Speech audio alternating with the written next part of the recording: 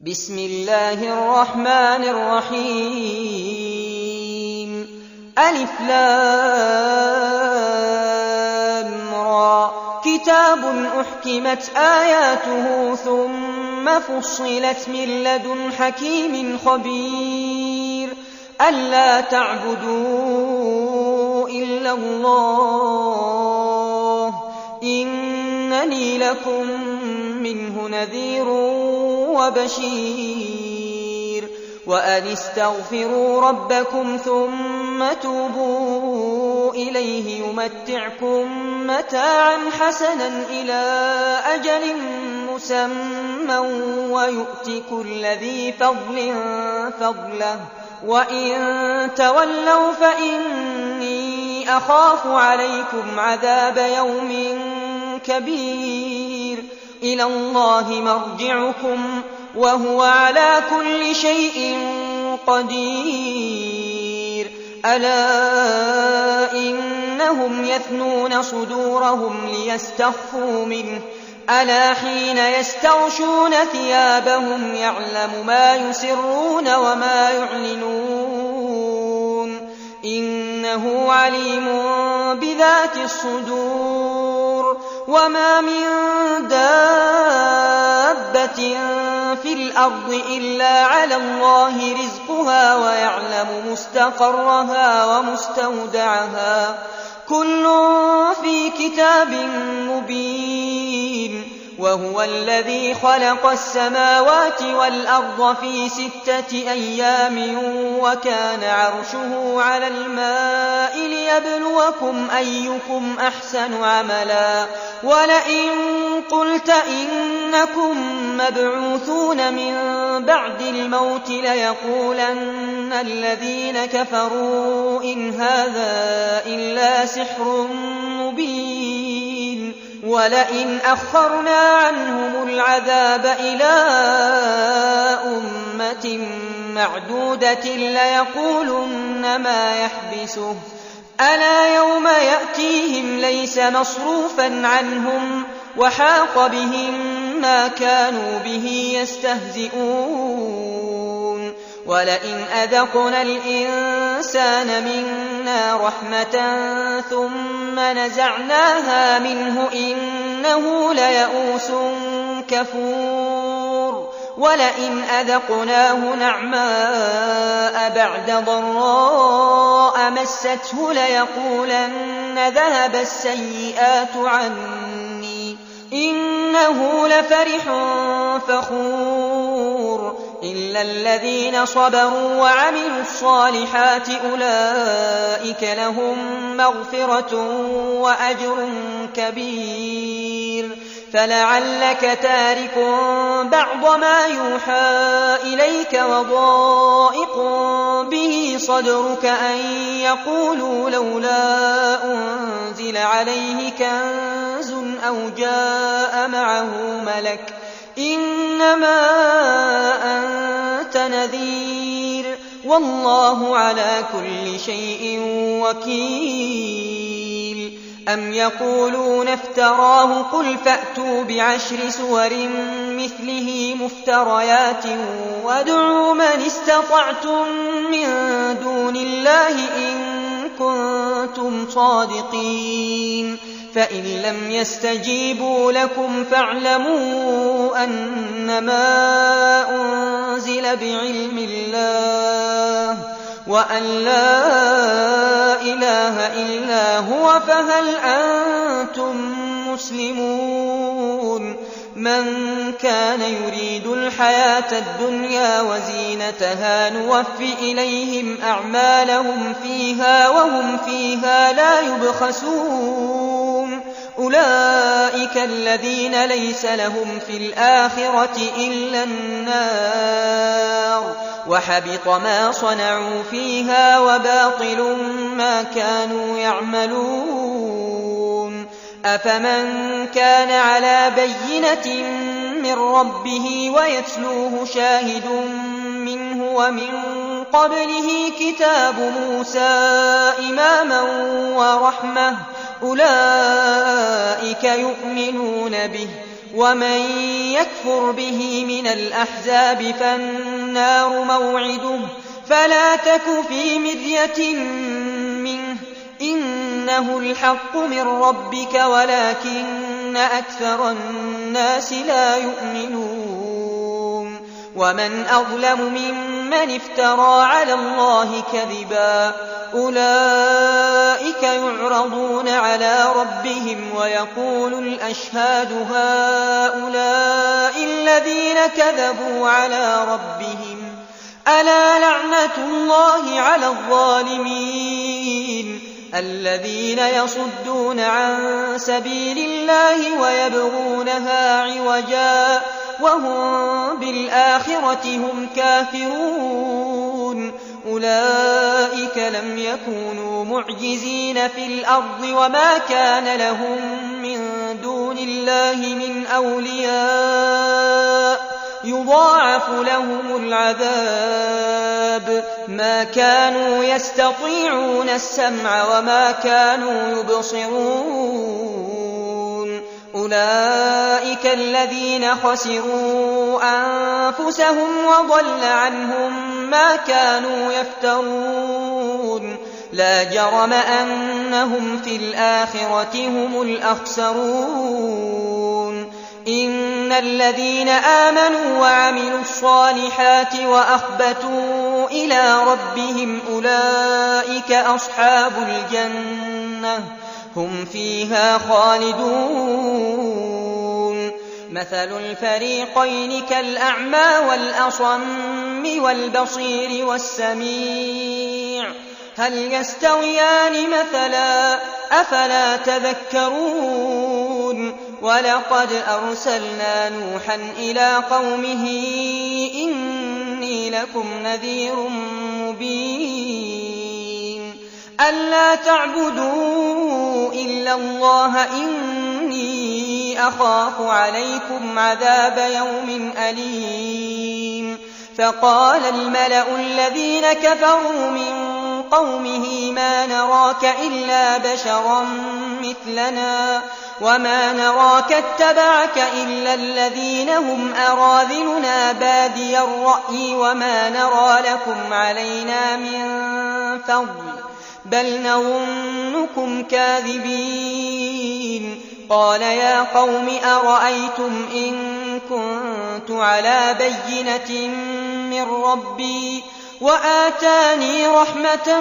من عنده فعميت عليكم أنلزمكموها وأنتم لها كارهون ويا قوم لا أسألكم عليه مالا إن أجري إلا على الله وما أنا بطارد الذين آمنوا إنهم ملاقو ربهم ولكني أراكم قوما تجهلون ويا قوم من ينصرني من الله إن طردتهم أفلا تذكرون ولا أقول لكم عندي خزائن الله ولا أعلم الغيب ولا أقول إني ملك ولا أقول للذين تزدري أعينكم لن يؤتيهم الله خيرا الله أعلم بما في أنفسهم إني إذا لمن الظالمين قالوا يا نوح قد جادلتنا فأكثرت جدالنا فأتنا بما تعدنا إن كنت من الصادقين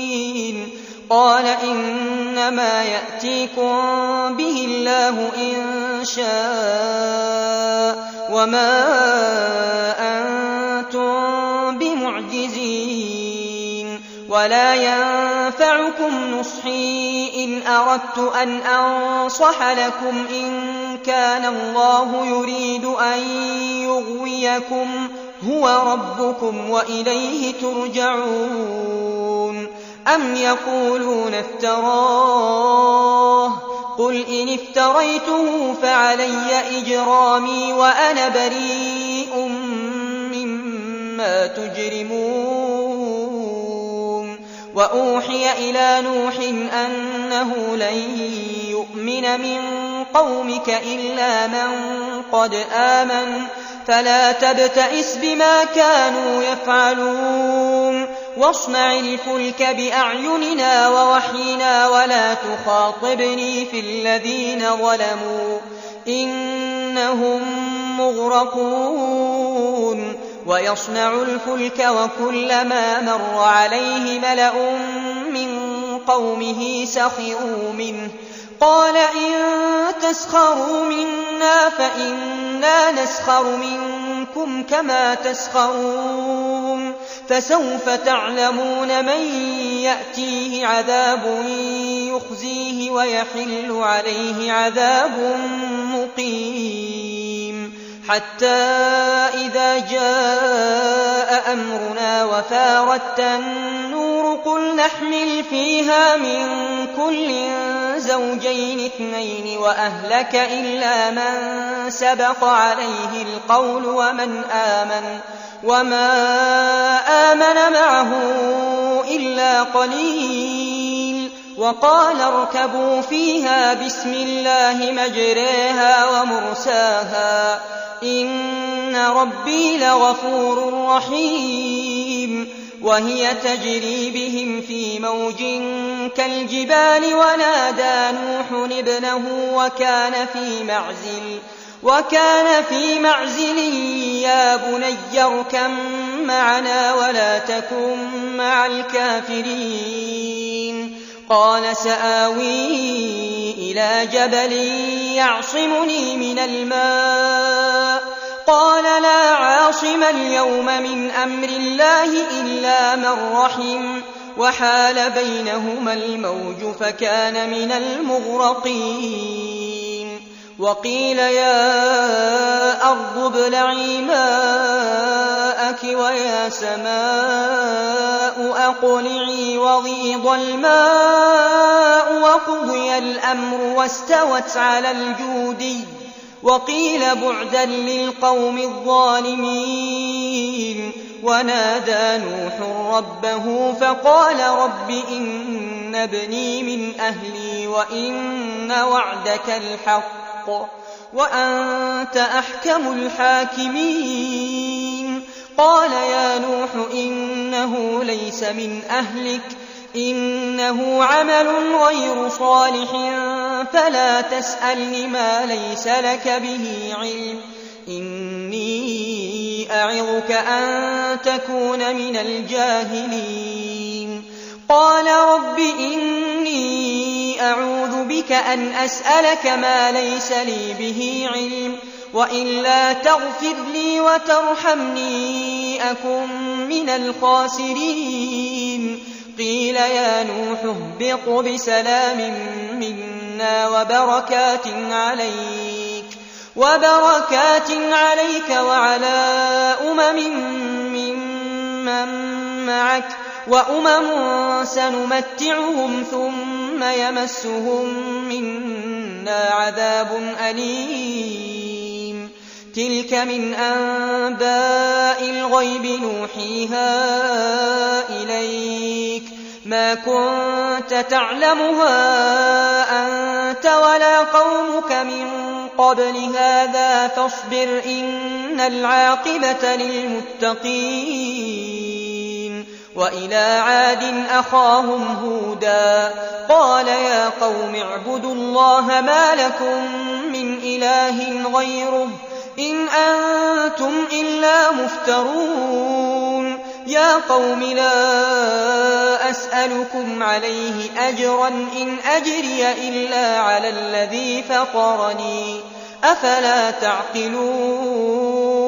ويا قوم استغفروا ربكم ثم توبوا إليه يرسل السماء عليكم مدرارا ويزدكم قوة إلى قوتكم ولا تتولوا مجرمين قالوا يا هود ما جئتنا ببينة وما نحن بتاركي آلهتنا عن قولك وما نحن لك بمؤمنين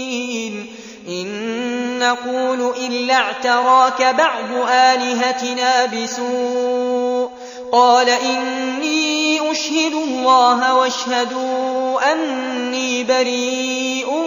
مما تشركون من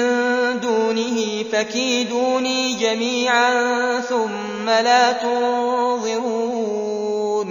إني توكلت على الله ربي وربكم ما من دابة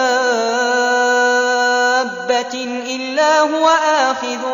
بناصيتها إن ربي على صراط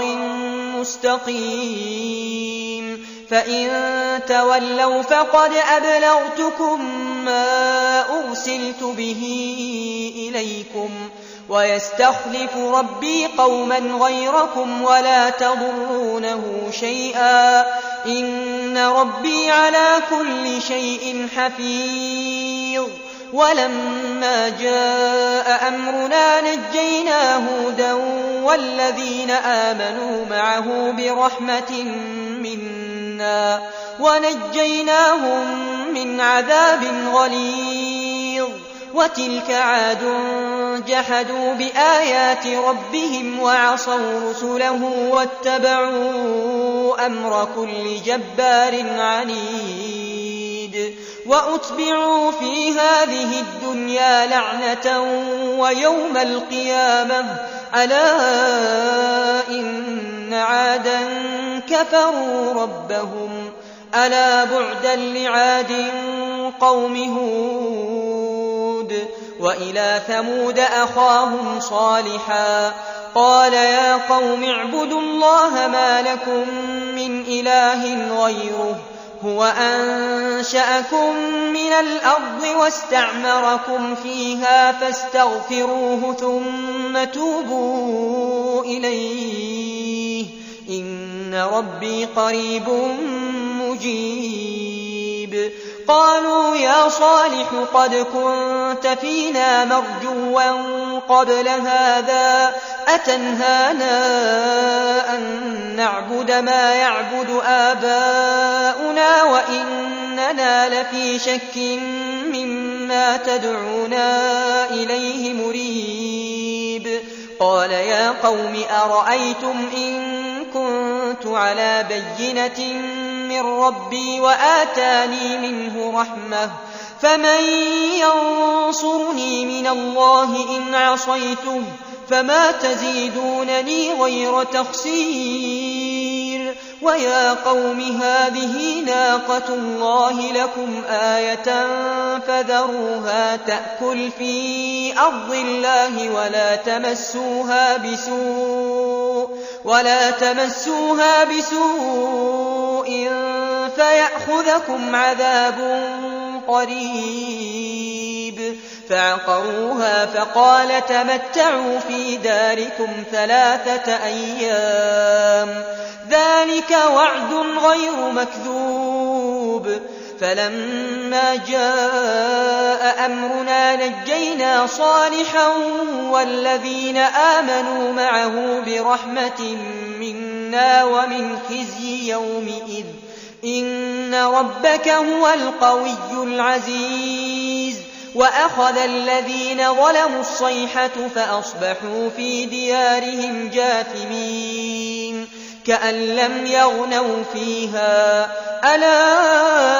إن ثمود كفروا ربهم ألا بعدا لثمود ولقد جاءت رسلنا إبراهيم بالبشرى قالوا سلاما قال سلام فما لبث أن جاء بعجل حنيذ فلما رأى أيديهم لا تصل إليه نكرهم وأوجس منهم خيفة قالوا لا تخف إنا أرسلنا إلى قوم لوط وامرأته قائمة قرية فضحكت فبشرناها بإسحاق ومن وراء إسحاق يعقوب قالت يا ويلتى أألد وأنا عجوز وهذا بعلي شيخا إن هذا لشيء عجيب قالوا أتعجبين من أمر الله رحمة الله وبركاته عليكم أهل البيت إنه حميد مجيد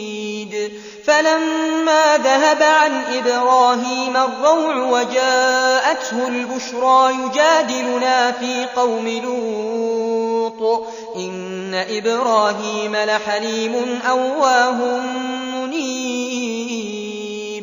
يا إبراهيم أعرض عن هذا إنه قد جاء أمر ربك وإنهم آتيهم عذاب غير مردود ولما جاءت رسلنا لوطا سيء بهم وضاق بهم ذرعا وقال هذا يوم عصيب وجاءه قومه يهرعون إليه ومن قبل كانوا يعملون السيئات قال يا قوم هؤلاء بناتي هن أطهر لكم فاتقوا الله ولا تخزون في ضيفي أليس منكم رجل رشيد قالوا لقد علمت ما لنا في بناتك من حق وإنك لتعلم ما نريد قال لو أن لي بكم قوة أو آوي إلى ركن شديد قالوا يا لوط إنا رسل ربك لن يصلوا إليك فأسر بأهلك بقطع من الليل ولا يلتفت منكم أحد إلا امرأتك إنه مصيبها ما أصابهم إن موعدهم الصبح أليس الصبح بقريب فلما جاء أمرنا جعلنا عاليها سافلها وأمطرنا عليها حجارة من سجيل منضود مسومة عند ربك وما هي من الظالمين ببعيد وإلى مدين أخاهم شعيبا قال يا قوم اعبدوا الله ما لكم من إله غيره ولا تنقصوا المكيال والميزان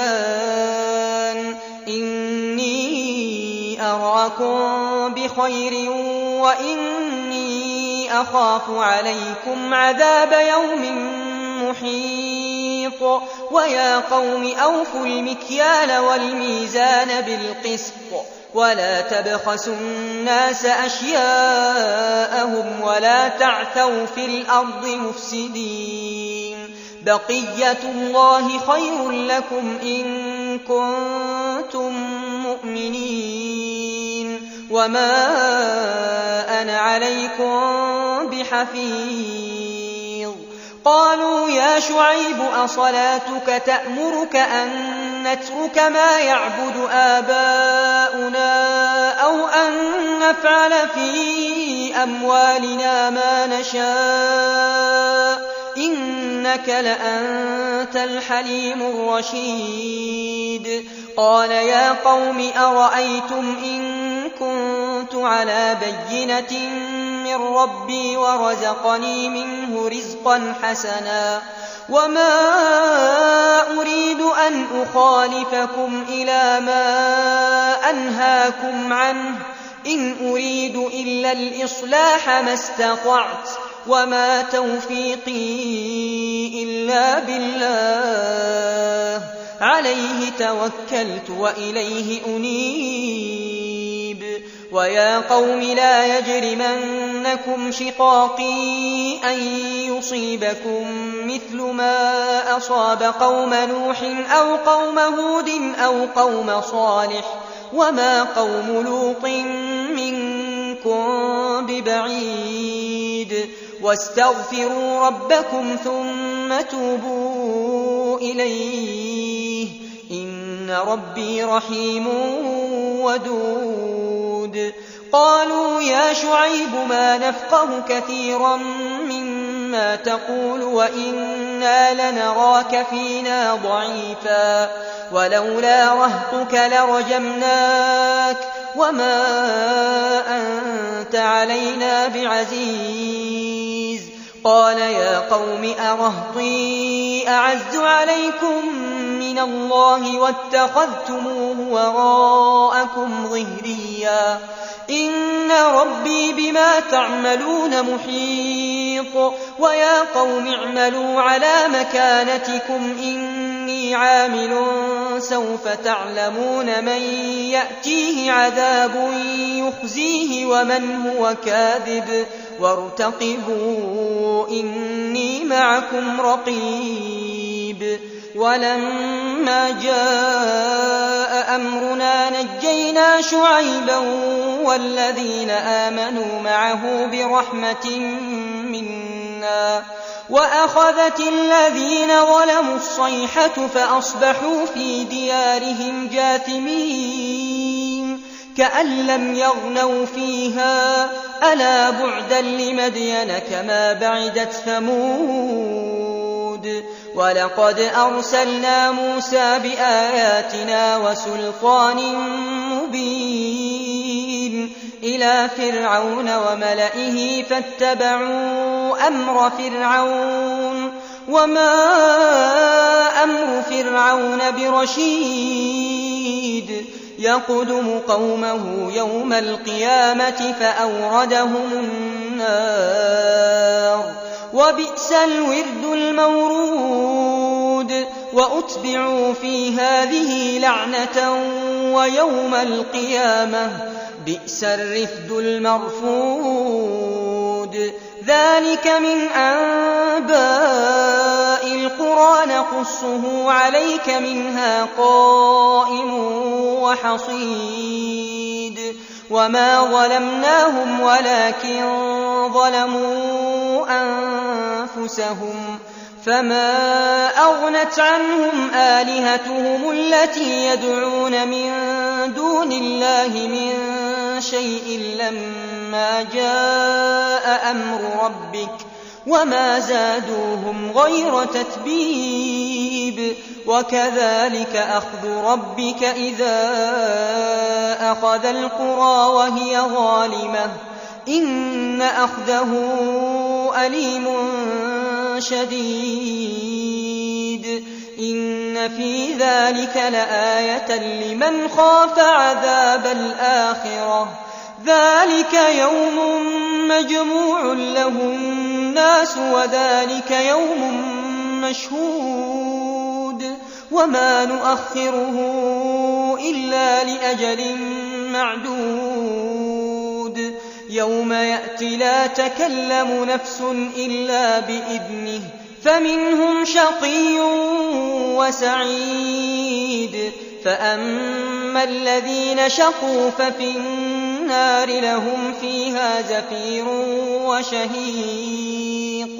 خالدين فيها ما دامت السماوات والأرض إلا ما شاء ربك إن ربك فعال لما يريد وأما الذين سعدوا ففي الجنة خالدين فيها ما دامت السماوات والأرض إلا ما شاء ربك عطاء غير مجذوذ فلا تك في مرية مما يعبد هؤلاء ما يعبدون إلا كما يعبد آباؤهم من قبل وإنا لموفوهم نصيبهم غير منقوص ولقد آتينا موسى الكتاب فاختلف فيه ولولا كلمة سبقت من ربك لقضي بينهم وإنهم لفي شك منه مريب وإن كلا لما ليوفينهم ربك أعمالهم إنه بما يعملون خبير فاستقم كما أمرت ومن تاب معك ولا تطغوا إنه بما تعملون بصير ولا تركنوا إلى الذين ظلموا فتمسكم النار وما لكم من دون الله من أولياء ثم لا تنصرون وأقم الصلاة طرفي النهار وزلفا من الليل إن الحسنات يذهبن السيئات ذلك ذكرى للذاكرين واصبر فإن الله لا يضيع أجر المحسنين فلولا كان من القرون من قبلكم أولو بقية ينهون عن الفساد في الأرض إلا قليلا ممن أنجينا منهم واتبع الذين ظلموا ما أترفوا فيه وكانوا مجرمين وما كان ربك ليهلك القرى بظلم وأهلها مصلحون ولو شاء ربك لجعل الناس أمة واحدة ولا يزالون مختلفين إلا من رحم ربك ولذلك خلقهم وتمت كلمة ربك لأملأن جهنم من الجنة والناس أجمعين وكلا نقص عليك من أنباء الرسل ما نثبت به فؤادك وجاءك في هذه الحق وموعظة وذكرى للمؤمنين وقل للذين لا يؤمنون اعملوا على مكانتكم إنا عاملون وانتظروا إنا منتظرون ولله غيب السماوات والأرض وإليه يرجع الأمر كله فاعبده وتوكل عليه وما ربك بغافل عما تعملون